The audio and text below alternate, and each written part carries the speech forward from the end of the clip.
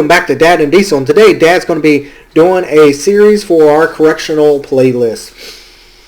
We're going to go over cell extractions. These can be very dangerous for both the staff and the inmate. If you get a group of people who are not trained right and properly, it can be deadly. Someone could be seriously injured. Officers have been put in prison for improper techniques and uses of force, and inmates have died. Staff have gotten hurt.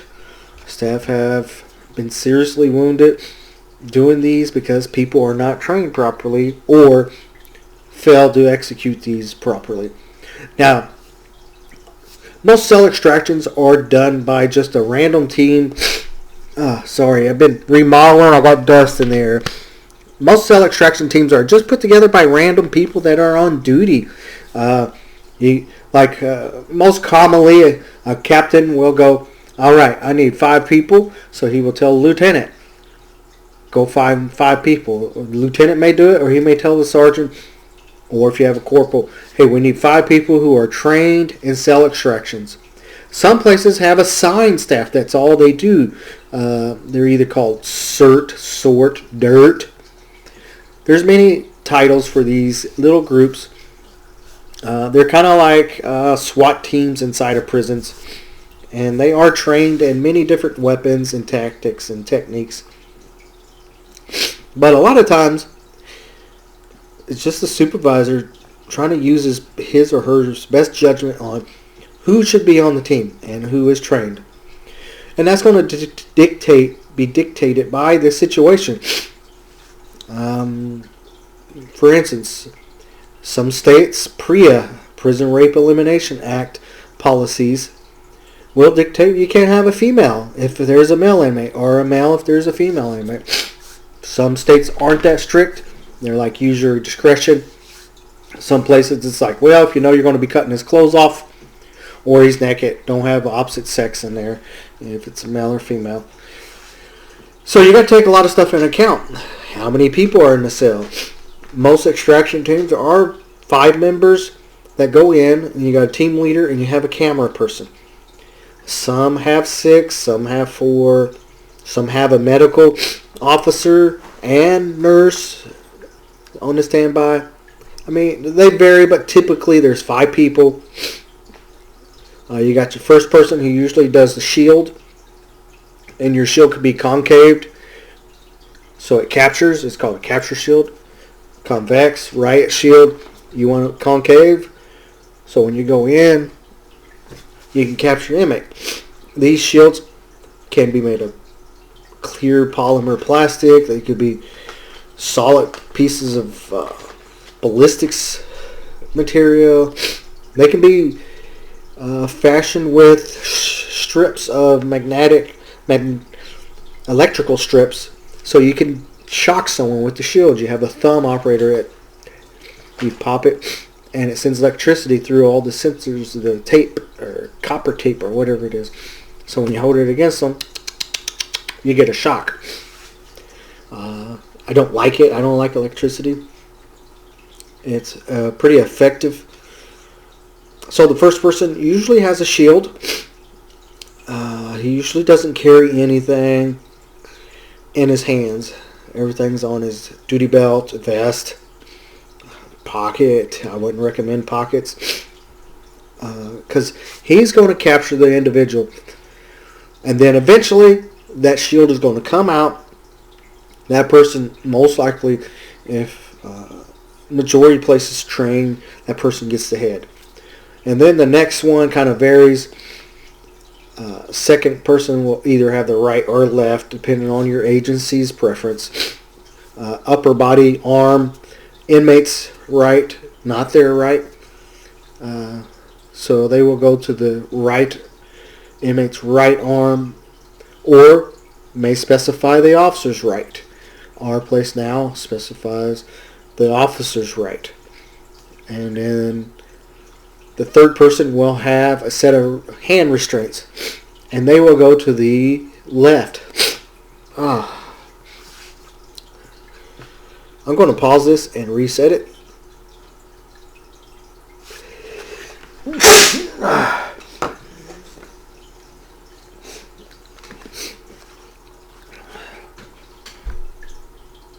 Alright, I'm back.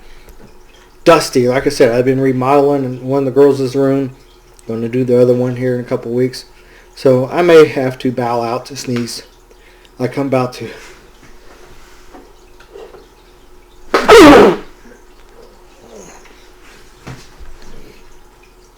Alright, I'm back. Remodeling, so dusty. So I may have to sneeze a couple of times. Anyway, so we're down from the shield to the second person to the third person. Now you got the fourth person. They're going to be responsible for either the right or left, depending on your agency and the training, of the person's legs or lower half. And then you've got the fifth person who's going to be responsible for the other side, whichever isn't covered. Vaughn, you stink. And they're going to have a pair of leg restraints. Now, these restraints can be flex, plastic. They can be hinged. The leg restraints won't be hinged. The hand ones can be hinged or chain.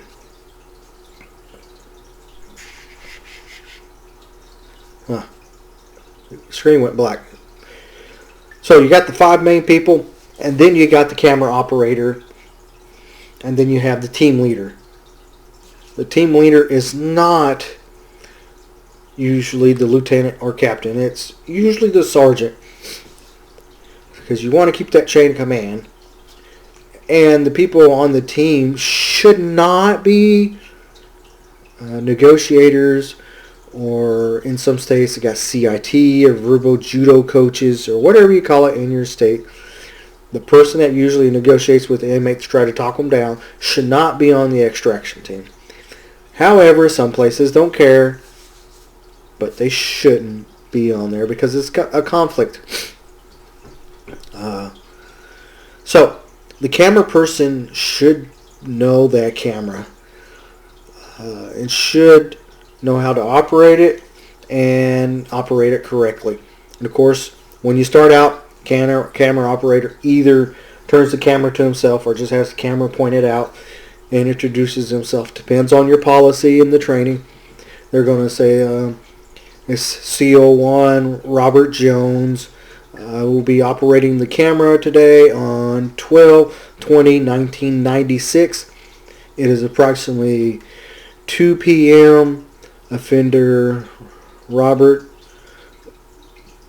Douchewad 111 DLC number 1111 is in cell 32 in pod AB. He is refusing to come out to be stripped, or I'll use this scenario. He's refusing to come out to have his mandatory cell inspection. A 5-member team has been put together for the responsibility of removing the offender, completing a cell inspection, and placing the offender back in. The offender has failed to comply with all directives. Now, what the cameraman says will vary from agency to agency and training to training, but that's the gist of it. You want to introduce yourself, tell what's going on, where you're at, the time and date. Now you're going to introduce the members. You got the team leader, Sergeant Big Cat. And sometimes they have you say your employee number, sometimes they don't. I am the team leader for the 5-man extraction team. That's it. Usually. Then first one, hi, I'm Officer JoJo. I will be responsible for the shield and the offender's head, torso, upper body, whatever your agency wants you to say. Then you go down the line, each individual introduces himself and tells what they're going to do. Now, usually once you do that, you have a visor on a helmet that's up. Not always. And you'll lower it and turn around and get in position and then move on to the next guy until you're at the end. While you're in line, you really want to hold on to each other and be up really close. Because when you go in that cell, You want all that weight to push up against you, because it's harder for that inmate to be able to push through 1,200 pounds rather than 200, 300 pounds on the first guy, or in some cases 400 pounds. So you're all going to be up close. It's best to, depending on the setup, you may be able to go straight in. You may have to line up along a wall. You may have to be downstairs and come up the stairs as you go in. So then you're going to line up. Your team leader is going to try to gain compliance one more time. They've probably already talked to this guy or girl for an hour, 30 minutes, 3 hours. They might have already applied some type of spray. We have a new spray called Phantom Spray. It don't have to get on you to affect you.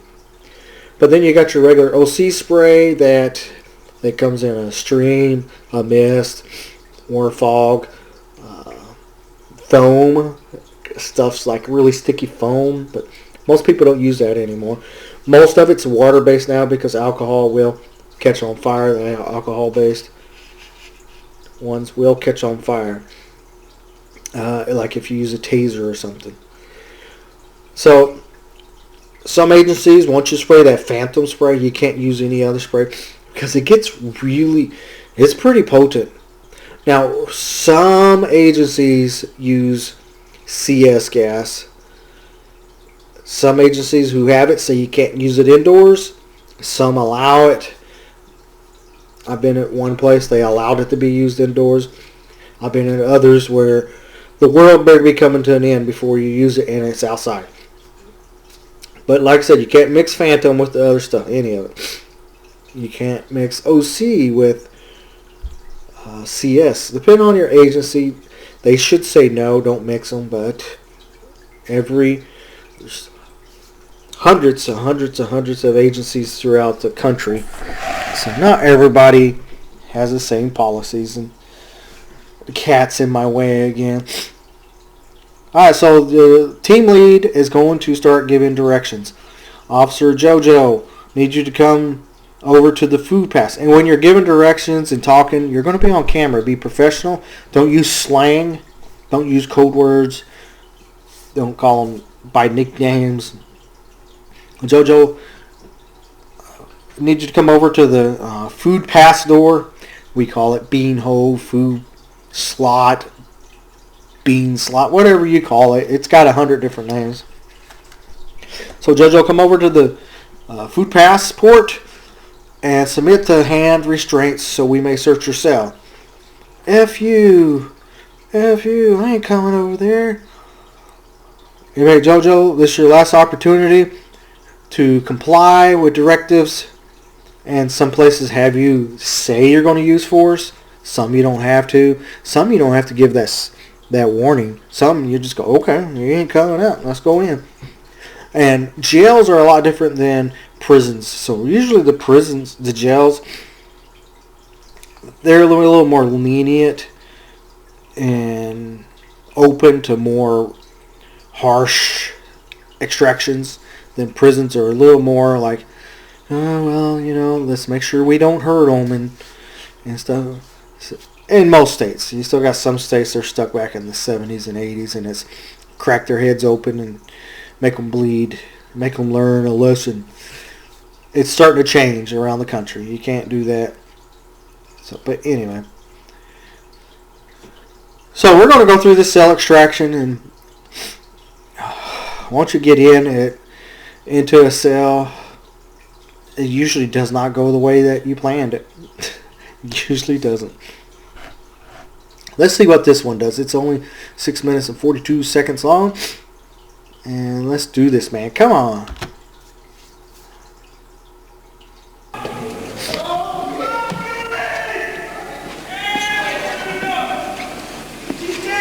I'm asking you again to turn around, put your hands behind your back, and cooperate.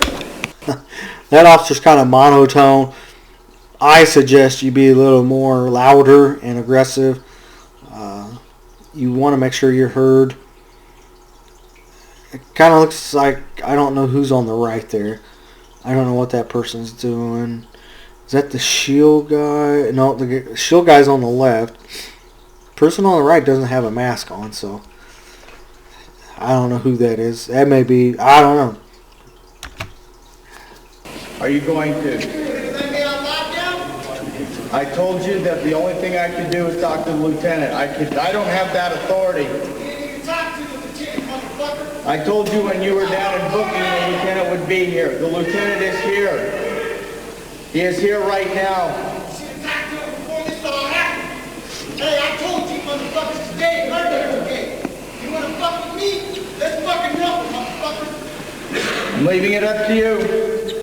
Now you can see by the member on the left, they have their gloves. I don't see padding. Some places give you protectors all over. So far it looks like maybe just gloves, helmet, and gas mask, and a face shield. And he's holding a shield, concaved, captured. The person on the right is giving directions, verbal directions. So you have to learn those, like if you're in the tactical response team.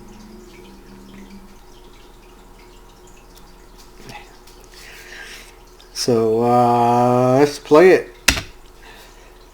You're not going to cooperate?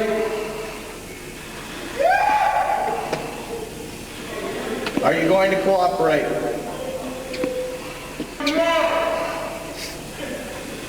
Turn around. You see how the video skipped? Now this ain't the original video. Maybe it doesn't skip, but you don't want that, because that will look bad in court. You want to have one continuous video. And so far the cameraman ain't doing too bad of a job of capturing the main scene there. Put your hands behind your back and face that far wall.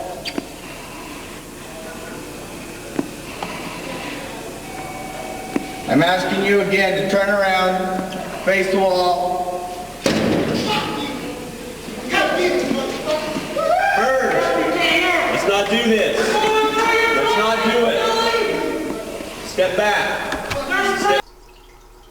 Alright, the first guy that gave directives seems to be part of the extraction team.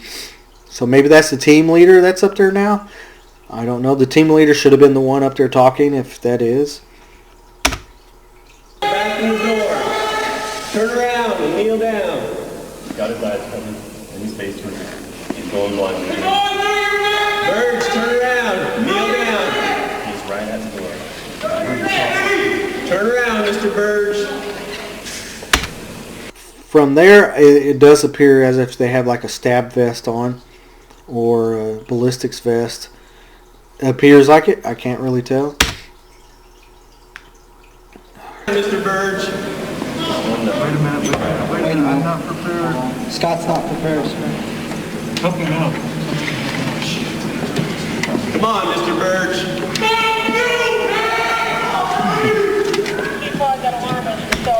This is kind of disorganized here. And you've got delays because one guy's getting ready. You've got people who appear to be on the team, not with the team. So I don't know what the guy on the right in the gas mask is. I don't know if he's part of the team or just an extra. You can have extras standing by. And of course the cameraman is now blocked by a team member. And all that yelling, you kind of just block it out. It's kind of humorous and funny to us people who've done it for a while. We kind of like it. I don't know. I kind of like it. I kind of like that noise. I'm weird. Mr. Burge. Turn around. He is right at the door, guys.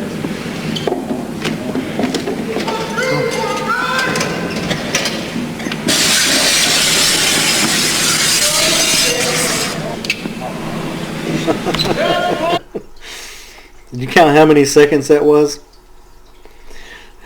It was a pretty long burst there. Your training will dictate how long you're supposed to spray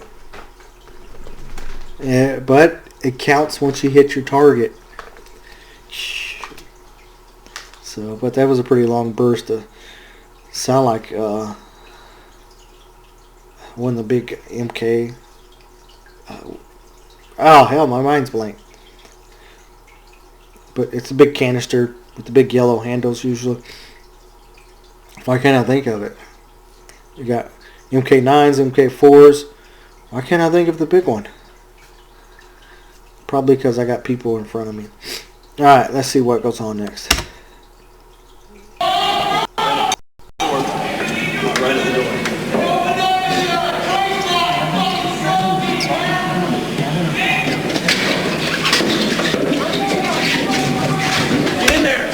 Alright, when they first went in, there was gaps. They were not tight. And so there was some hesitation on the others. It should have just been one smooth push by the whole team.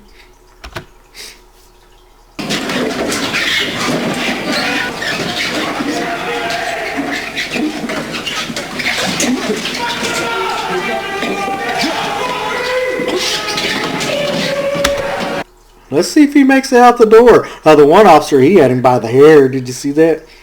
And a lot of people go, oh, it takes 5 officers to take on one inmate. Well, the inmate's trying to fight. You're not trying to fight. You're trying to restrain with as little injury as possible. The inmate doesn't care if he hurts you. He doesn't care if he's fighting. He doesn't care if he's hitting you with fists or knees or shanks. You have to be responsible and mindful of your force. And so we have a limitation that is expected. And so therefore, to achieve the limitations set forth by courts and administrations and stuff, you need that many people to effectively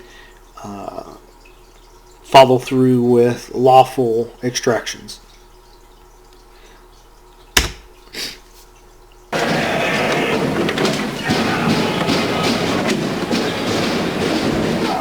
Now they've got 2 shields. They had a second shield in the back. Have you counted how many people went in?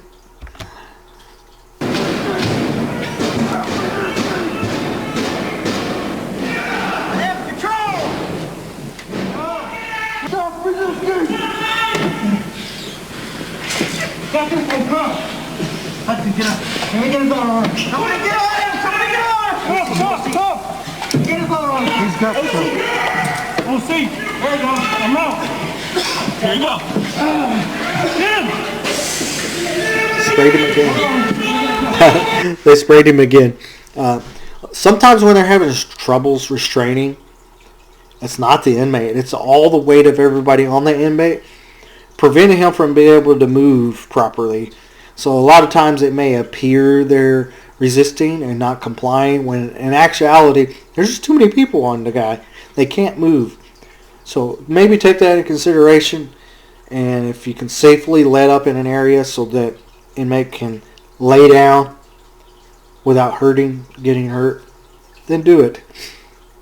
They're having issues getting him restrained now. It looks like maybe he's in the fetal position and he cannot straighten out, and his arm is in a weird position.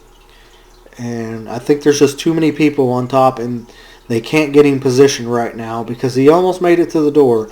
I mean, he made it to the door. He almost made it out.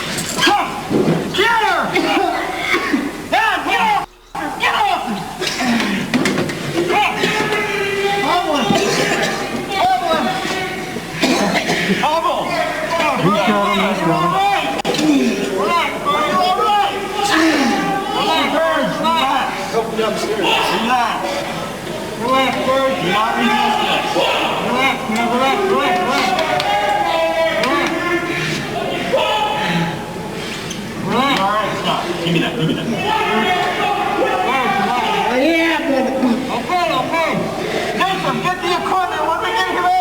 Do what? Get the equipment. I'll do it. Secure the door. Secure that. Give me that.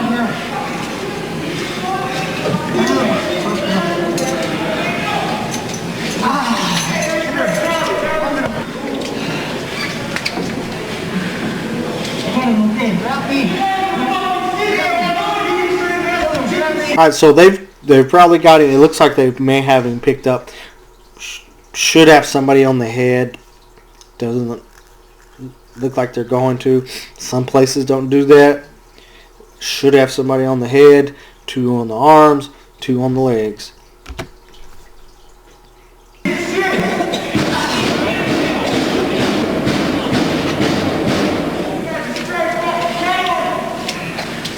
Get all that down.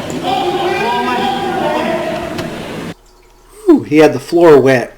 Really slick. They'll do that. They'll throw soap and water down on the floor, make it really slick. So, and they only had 3 people on him, 2 on the arms and 1 on the leg. That's a lot of work for 3 people to carry a guy.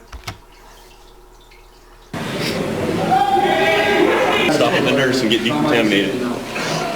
I got that. Good. Now they have 4. Wait.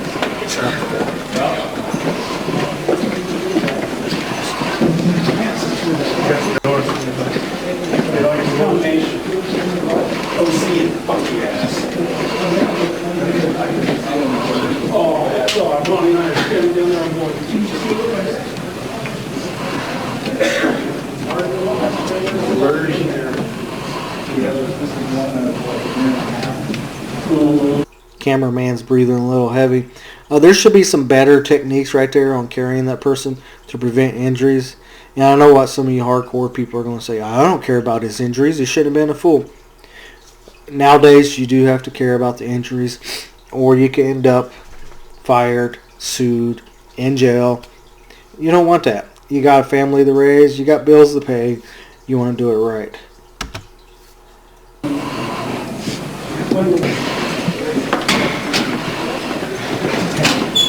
You got a water key? You got water coming in for you right now. Filling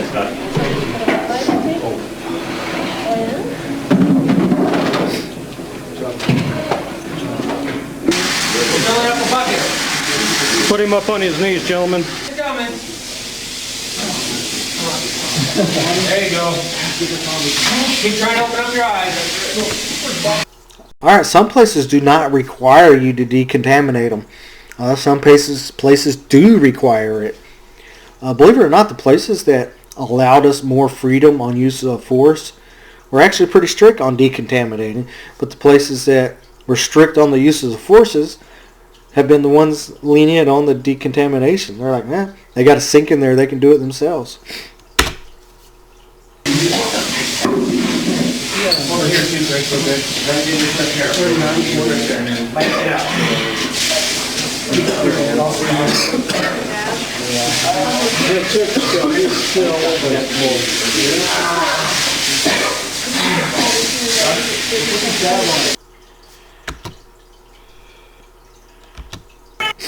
Alright, that was interesting.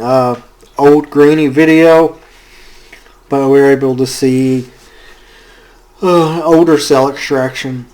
Techniques have changed over the last 30 years. Requirements have changed. Equipment has changed. So some things are different. But cell extractions are the one thing where you train really hard for it, but most people will never get to do one. Most of the time you sit there, you suit up, you sit there for an hour, 2 hours, 3 hours, and they give up. They bitch out and give in and go, okay, I'll submit the restraints, or I'll uncover my window, I'll uncover my light. Now, we just don't do it because they're being douches and being rude. Usually there has to be a safety and security issue. Them hitting the walls with their fist, their head, the doors or walls or windows with their fist, head, feet, legs. They're attempting to commit an act of self-harm. They're refusing to comply with directives.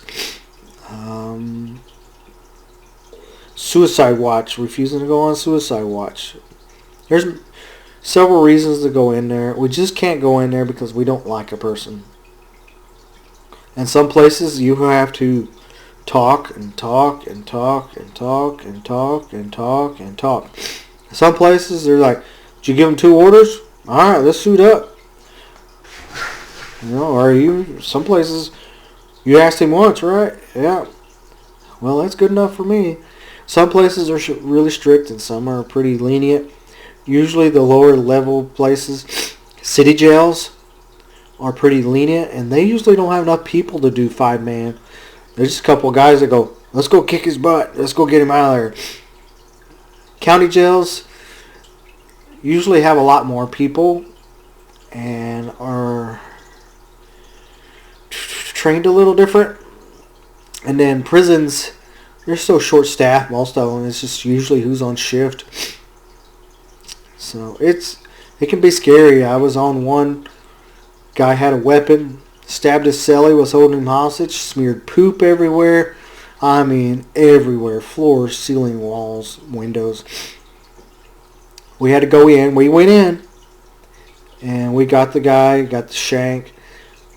You still treated them both as if they were aggressive, because you don't know if it was a ploy, and you get in there, the other person's going to stab you in the neck. So they both were treated or extracted just the same. And you can have 2 extraction teams at once if you want, if you need them. And that's what we did. We had 2. I've been involved with, I've actually went in probably 5 times in the last 20-something years, but probably suited up probably a total of 10 or more. So you don't go in often. Alright, just let me know what you think below. I'm not feeling well, so I may have missed some things. I'm suffering from allergies and dust particles from remodeling. Hungry. I go down to 1 job next week, so I should be cranking out more videos here in the next week or 2. And I can't wait. So thanks for joining the Lieutenant today. And come on back, man. Come on. Let's do this another day.